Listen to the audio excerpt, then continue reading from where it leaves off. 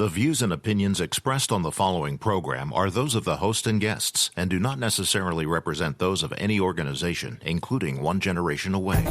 The freedom of a people to choose its leaders is the root of liberty. Keep alive this experiment in liberty. Liberty, in case you've forgotten, is the soul's right to breathe. Government should be very minimal in protecting liberty. Peace cannot be purchased at the cost of liberty. The sturdy ground of liberty. Liberty once lost is lost forever. Fight for their liberty and for our security. Guarantees individual liberty. This great republic, born alone in liberty. Liberty. Liberty. Liberty. Liberty. Liberty. Liberty. Liberty. Liberty. Just how much do you want liberty? This is Liberty Nation with Tim Donner, a production of LibertyNation.com. Cutting through the double talk, taking on the topics, going after what the politicians really mean, and making it all clear. For your freedom and your liberty. Liberty Nation with Tim Donner. Isolation Nation. How are we dealing with it? When will it end? How bad will the fallout be? Welcome back into Liberty Nation Radio, a production of LibertyNation.com and heard from coast to coast on the Radio America Network.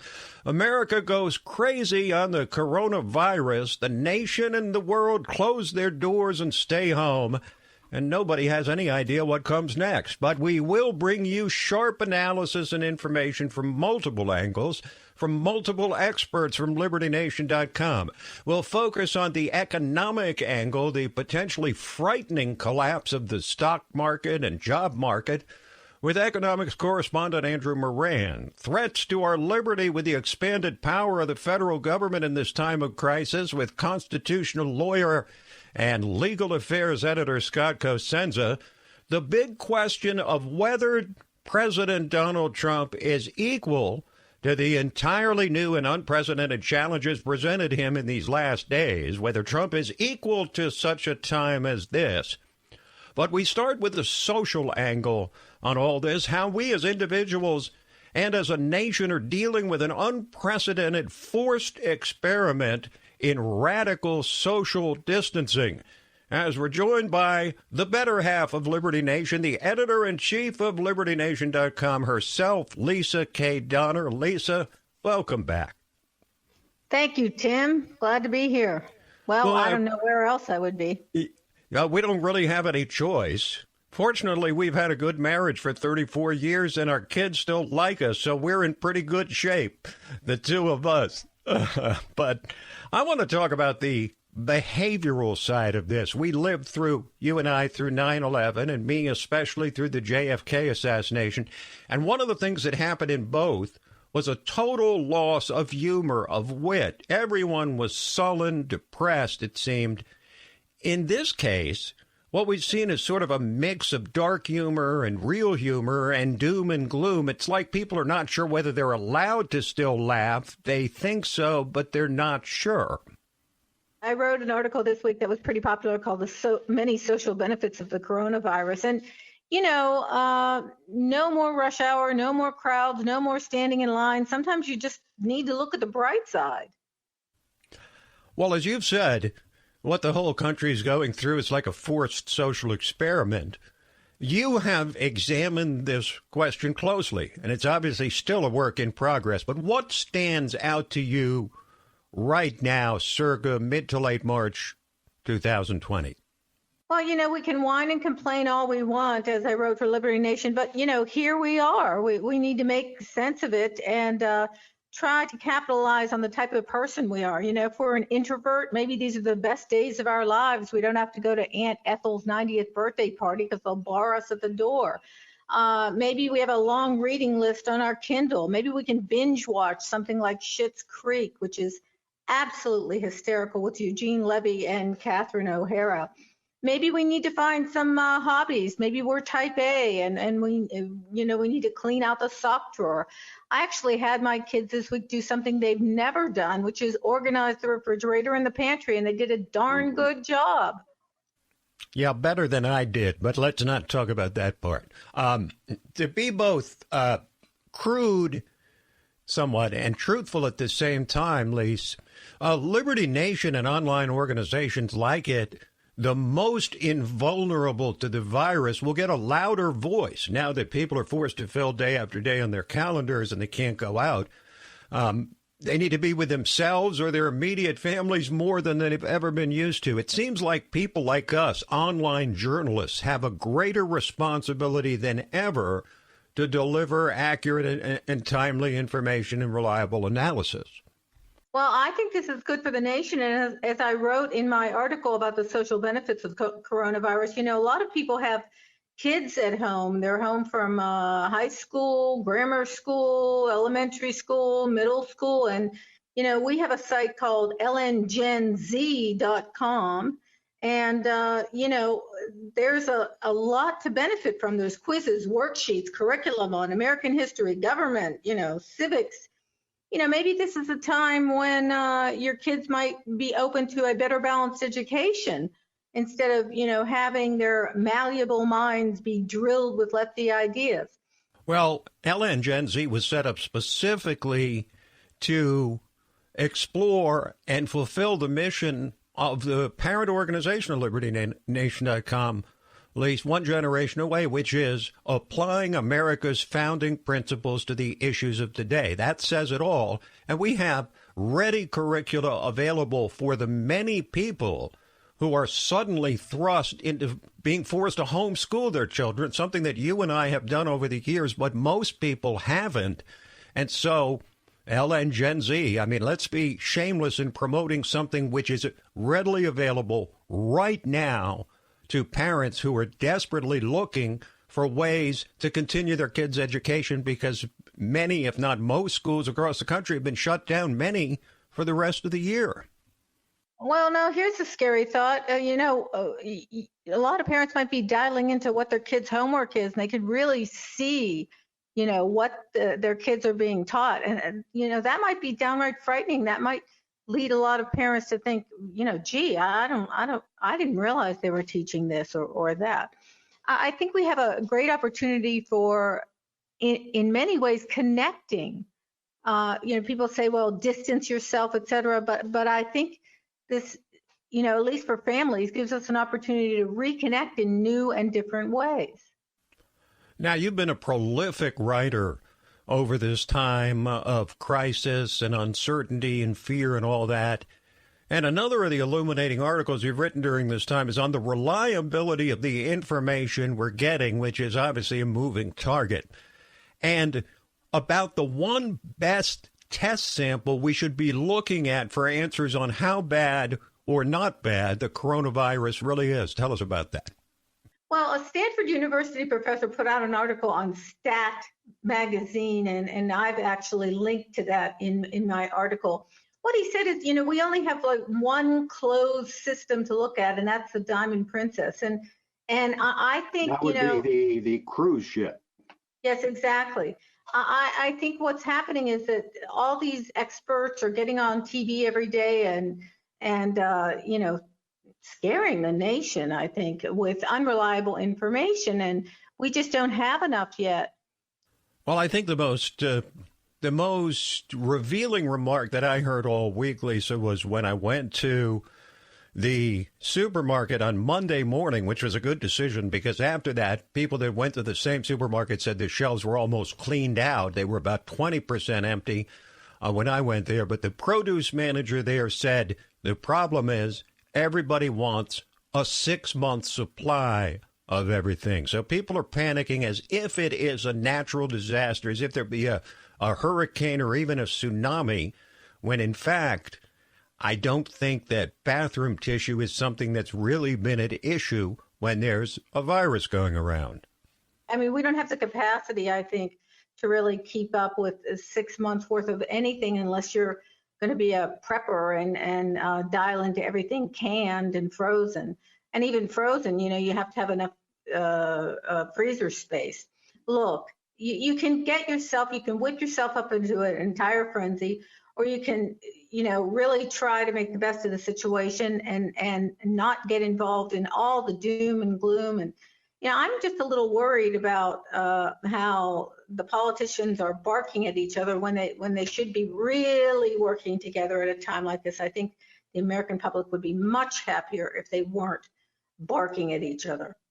Just to punctuate the point about that cruise ship and the closed environment that it uniquely represents at this time as a subject of examining how it spreads. There's 700 on that ship, mostly older, certainly higher than the average age of Americans. There were 700 on the ship, and seven have died. So that would leave it at 1%. That would be maybe the most accurate depiction of what we might expect when the virus hits at its worst point here in the U.S. Leesa, thanks for joining us. Thank you, Tim. Stay safe. And you all stay safe, and also stay right there, because when we come back, we're going to be joined by LibertyNation.com economics correspondent Andrew Moran on just how bad the economy is being hit by the coronavirus. Liberty Nation with Tim Donner.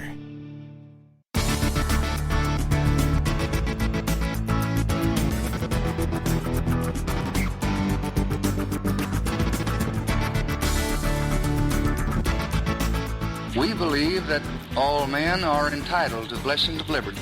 This is Liberty Nation with Tim Donner. Well, the emotional challenge for each of us in this not-so-brave new world which envelops us these days is to avoid getting depressed or fearful in your isolation or because of your job, which is now in jeopardy or not even there anymore, but also to avoid being uplifted with false hope or pie-in-the-sky best-case scenarios. Things might turn out for the best, but we can hardly count on it, at least not yet. Now, of the many 180-degree changes we're all trying to process as we view the world circa late March 2020, arguably the most frightening is to an economy and stock market, world markets, hit by a thunderbolt which jolted them from robust growth to recession in a matter of days. Joining us to help make sense of what's already felt like a long, strange trip with miles to go before we sleep, to seamlessly segue from the Grateful Dead to Robert Frost, is LibertyNation.com economics correspondent Andrew Moran. Hello, Andrew. Hello, sir. Thank you for having me. It's a pleasure. Which would you choose, Grateful Dead or Robert Frost? I'm going to say whoever has the most supply of razor blades. I'll let our individual listeners parse that statement for themselves.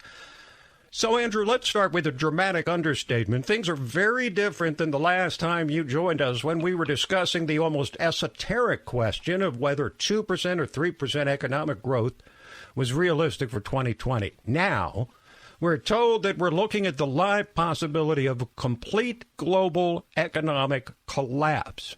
So let's start with something that some might consider crude, but I think just might hit to the heart of the matter. Looking at the hysterical sell-off on Wall Street, it strikes me as very similar to the run on bathroom tissue at stores all across the country in terms of the behavioral instincts of a people in panic. Is that an apt analogy for the market?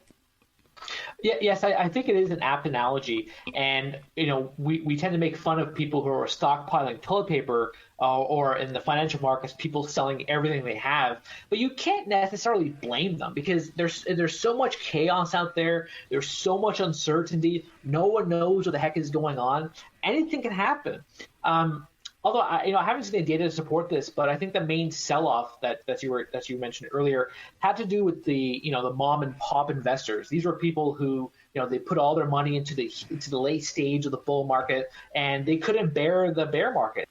Sure, I mean I was among those that panic sold in 2008, and I don't really regret it. Although hindsight is always 20/20. Nevertheless, Andrew, won't the fact that we're in a truly global economy make our U.S. recovery from this so much harder because we can't control what happens with our dozens of trading partners whose economies will likely all go into recession of one kind or another? And how well positioned would the U.S. be compared to EU nations and the rest of the world if there is indeed a steep global recession? Well, I think the European Union, they already use a lot of their stimulus programs just this week. They announced more bond buying on top of the quantitative easing they were doing before. So they already had all these Keynesian QE interventions even during the boom phase. When it comes to the Federal Reserve, the main problem is that, yes, they will probably, rescue the economy right now, and because they fired off all of their bazookas, $1.5 trillion in repos, and then the 0% interest rates. They've thrown everything but the kitchen sink at this crisis. But the main problem with right now is that during when there is the next economic collapse and there's next recession, the Fed will be out of bullets. They use absolutely everything. Perhaps the only thing they could use now would be sub-zero interest rates. And some Fed members have said we are not considering negative interest rates, even though if nothing happens in the market, if nothing survives and the coronavirus lingers, that may be the only thing they have left. Now, the federal government does have more bullets to fire. They can spend a whole lot of money, and they're already planning to spend more than $1 trillion of it to prop up the economy. So, Andrew, too much, too little, just right? Well, I know maybe a lot of people give me slack for this, but when you consider the current finances of the United States, $1.2 trillion is a lot of money when you consider a government that's already running a $1 trillion deficit, a $23 trillion national debt, $500 billion in annual debt servicing payments. So perhaps this would have not been such a big price tag if Trump had actually been fiscally conservative during the days of wine and roses, instead of just adding to the debt and then hopefully get bailed out by the private sector, which right now is what actually is happening. Trump will probably continue to get bailed out because there's such a huge appetite for treasuries right now. You saw this just last week when the benchmark 10-year note fell to a record low of 0.318%. That's the lowest it's ever been. And then you have the Fed, who's also bailing out the White House by monetizing the debt. And then the other problem you have is if Trump fails to win in November and Joe Biden wins, then you have America's finances will be probably a lot worse because of all of his multi-trillion-dollar promises that he only paid for with Fed easing, with more borrowing, and with hopefully more private sector bailouts on the bond market. Now, we don't want to be all doom and gloom here, so let's talk about our eventual recovery from this nightmare, which feels like it's going on is still at about 3 a.m., still far from the waking hour, should we say. A lot of economists are discussing a so-called V-shaped recovery, fast down, fast back up. Is that a valid forecast based on what we know right now, understanding there's so much still to come?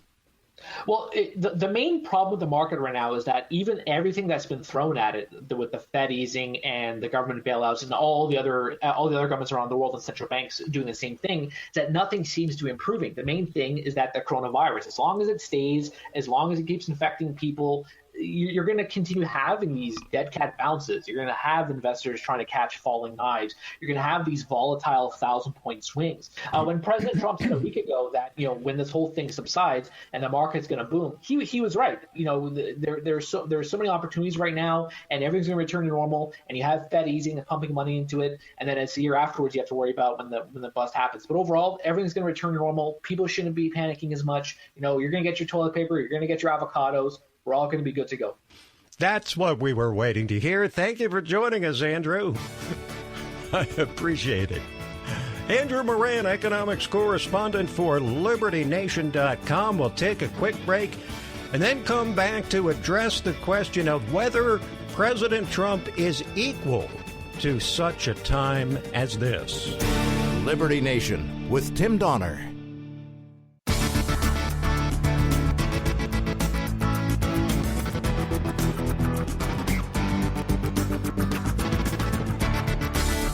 Far more important than my political future and far more important than yours, the well-being of our country. This is Liberty Nation with Tim Donner. It came in the twinkling of an eye for our 43rd president, George W. Bush. He'd arrived in the White House just 8 months before with the agenda which was supposed to define his presidency starting to gain steam.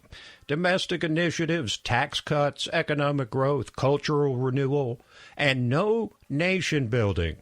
It was a beautiful autumn Tuesday, and Bush was innocently reading a book to second graders in Sarasota, Florida. And then The moment which will, like Pearl Harbor, live in infamy. The terrorist attacks of 9/11. We all remember that look in the eyes and soul of George W. Bush upon word of the second plane hitting the World Trade Center. His sudden realization that his presidency would now instantly transform to a wartime footing. Now, our 45th president likely didn't experience that type of single moment when he realized the entire focus of his administration would have to change. But it probably didn't take Donald Trump long to realize he'd now be challenged by this coronavirus in a way that made everything from Russia collusion to impeachment look like child's play. Let's not sugarcoat the landscape suddenly appearing before us. Donald Trump will be challenged down to his core in ways every president knows are possible, but precious few are forced to experience. FDR on December 7, 1941. Bush 43 on 9/11. LBJ on the day that JFK was assassinated. They were the modern-day presidents who fell victim to the sudden occurrence of national nightmares. Each of them passed the test set before them, not via a straight line, though, but rather through long and winding roads of calming the nation, demonstrating command, and making one hard call after another on a day-to-day basis. We shouldn't understate the emotional toll this must be exacting on this president. He's forced to stand by and watch an economy he's worked so hard to strengthen, the very centerpiece of his presidency, now tanking right before his eyes, with little he can do to stop it beyond the usual stimulative measures prescribed by government at a time of financial crisis, like near-zero interest rates and cash on the barrelhead for every American. Yes, the market could come roaring back once this crisis has passed, but we could also descend into a deep recession. Along with the rest of the world, we cannot control, with the election just around the corner. The fact is that nobody knows. Predicting human behavior during and after a panic is among the most perilous of all pursuits.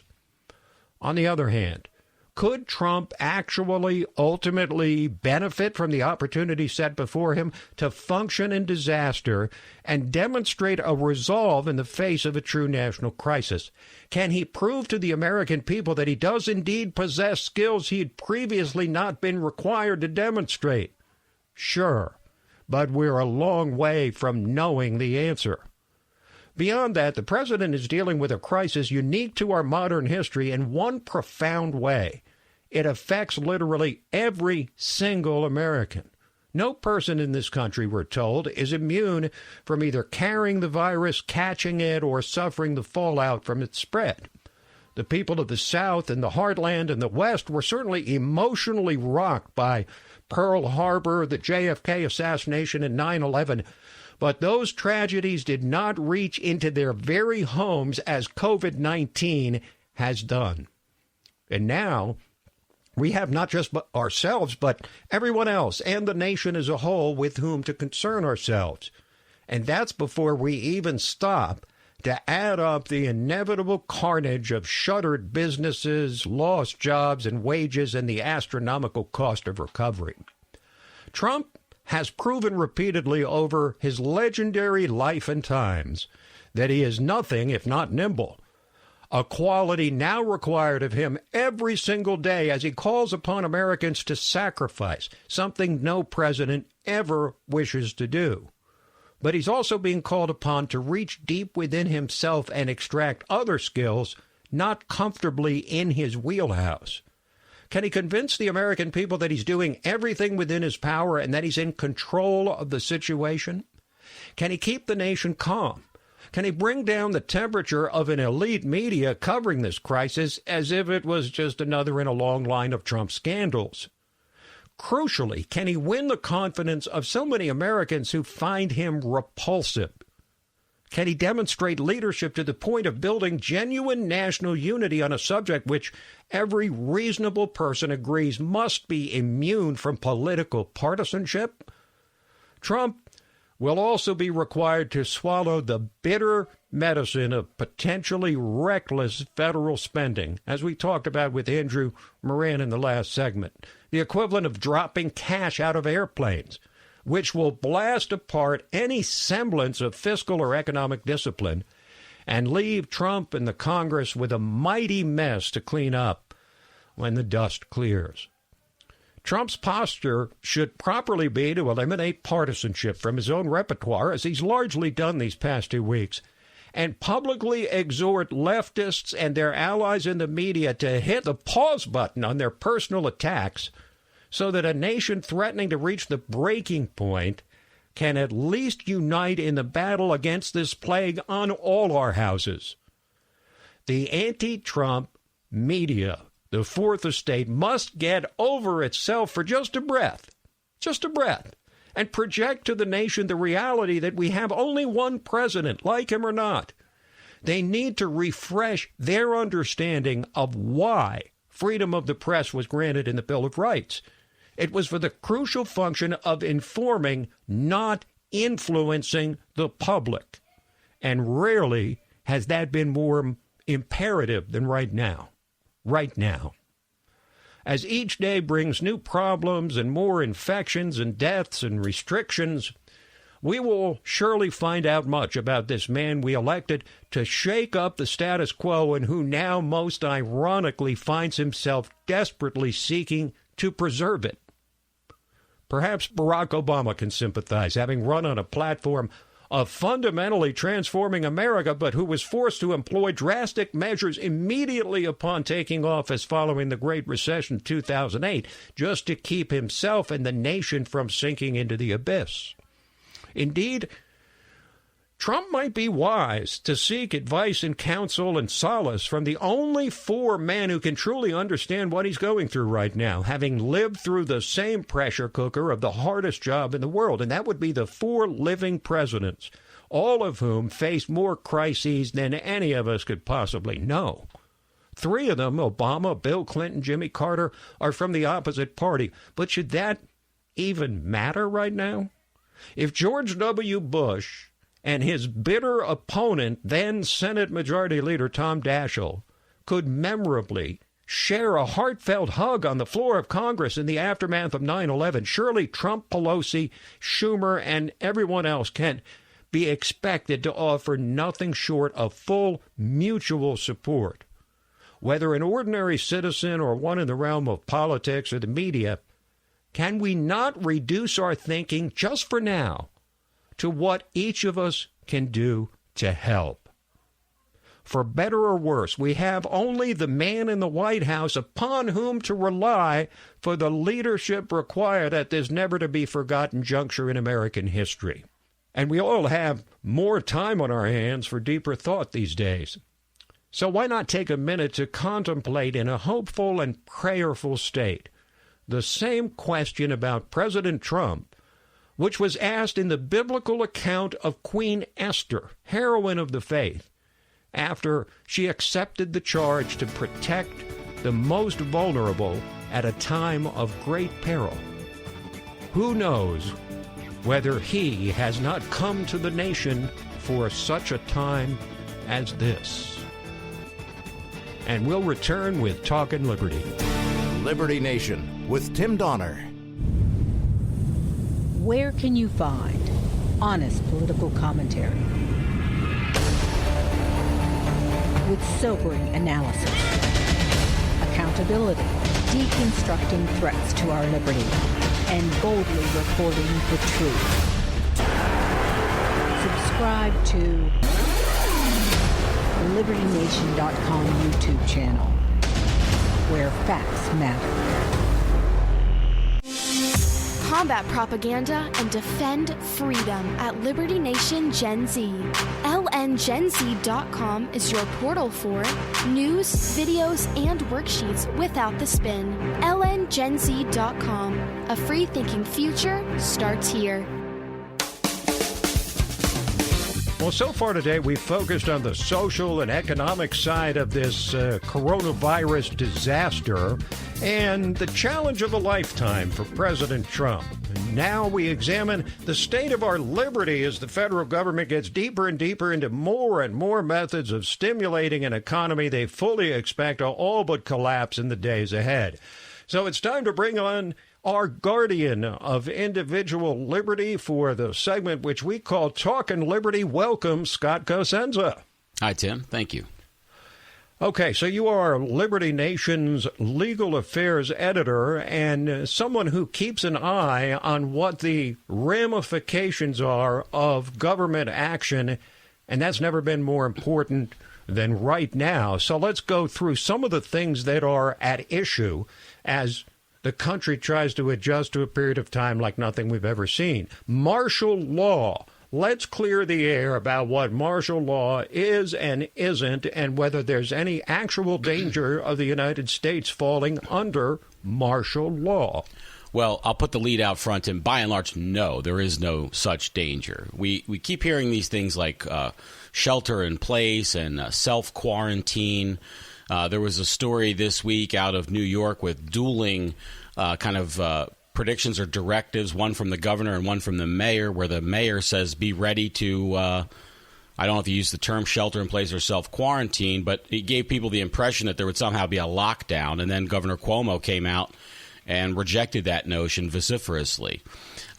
So there is no mechanism in the U.S. Constitution for the imposition of some kind of martial law upon declaration of emergency by the president. That's not a function of the law. The president did declare a state of emergency, and that gives the executive branch certain latitudes and rights under federal law, meaning the body of the federal laws, but not, Tim, under the Constitution. There's no constitutional trigger that has been thrown, and therefore our rights that are granted to us, or more better said, protected under the Constitution, right? They're granted by nature or our creator, as the founders specified in the founding documents, but those can't be abridged simply because the president has declared an emergency. So, Scott, I want to talk a little bit about federalism and the 10th Amendment and the division of powers and responsibilities of the federal government versus states. Those powers not specifically delegated to the federal government are to be given, according to the Constitution, to the states and the people. Is the proper way to look at the response to this coronavirus disaster that there's really 50 different responses, that the individual states and the decisions of governors are generally the most important for individual people during this time? What I'm saying is that the people of Ohio, for example, are now living under very different rules than the people of California, which are very different from the people of New York or Virginia or Florida. I think no, that the president here is actually more important, and the reason why. It's not a fun story for most of the legacy media to report on, but most of the problems with this virus and its spread have been governmental. And I don't mean the actions of one individual, Donald J. Trump. I mean all the regulations that frustrate a quick response. The president was on TV talking, Tim, about how the N95 masks that were constructed for construction and industrial use due to a new law that's been passed can now be sold to hospitals. But before, because they weren't so certified, they couldn't be sold that way. Well, so this is, something that government stood in the way. There are things at the state level that can be done. I read a story, Tim, that Pennsylvania was closing their truck stops. Well, the problem with that is, guess who needs the truck stops? The guys driving the masks from Michigan to Florida, right? I mean, he needs to get fuel. He needs to go to the bathroom, maybe get some food. So these are government regulations that need to be knocked down, and they're across the board, but perhaps more federally than at the state level, these sorts of regulations. But there's room across the board, and I think, honestly, Tim, really, we see a dual track here in terms of our dealings with liberty and the response to COVID-19. On the one track, we have these tyrannical impulses, like the stories you read about where the mayor's been given the power to stop gun sales and liquor and seize this and that, right? That's the and on the other track, it seems like we're in a world of Atlas Shrugged in the final days, where they're knocking down all these preposterous regulations that were erected to appease one person or one interest group. Right now, people are sort of looking to Donald Trump and the Congress and the government and the agencies and the FDA and the CDC and the NIH to save them. All they can do is, as they ordinarily should, set the parameters so that the private sector can do the job that only they can do particularly well. Now, among the other elements of fallout in this whole crisis is delay of arrests for certain nonviolent crimes due to, I guess, Scott, the need for lack of contact between everybody. You know, Tim, when the New York City Police Department did that blue flu thing, I think it was in regards to the Eric Garner incident, they were going to refuse to arrest people, except for if they really needed to be arrested. And those of us who are interested in liberty thought, well, hey, maybe you could just implement that kind of strategy all year long, because a custodial arrest is perhaps common for the police, but for those of us who aren't police, it's a radical thing to be arrested, and the impact that it has on the lives of people. And it should only be done really when required. And I just thought that was interesting. The story that I told you about is out of Philadelphia, but I think this is true for a number of police departments. But when we just look at the actual announcement, where people who would normally be arrested and processed at a detective division, they're going to be temporarily detained to confirm their identification and complete necessary paperwork, and then arrested on a warrant at a later date. And then it says decisions will be made on a case-by-case basis based on the severity of the offense, their criminal record, and potential danger to the community. And I just think that screams to me, Tim, why weren't previous arrests made on a case-by-case basis based on the severity of the offense, the perpetrator's criminal record, and the potential danger to the community, right?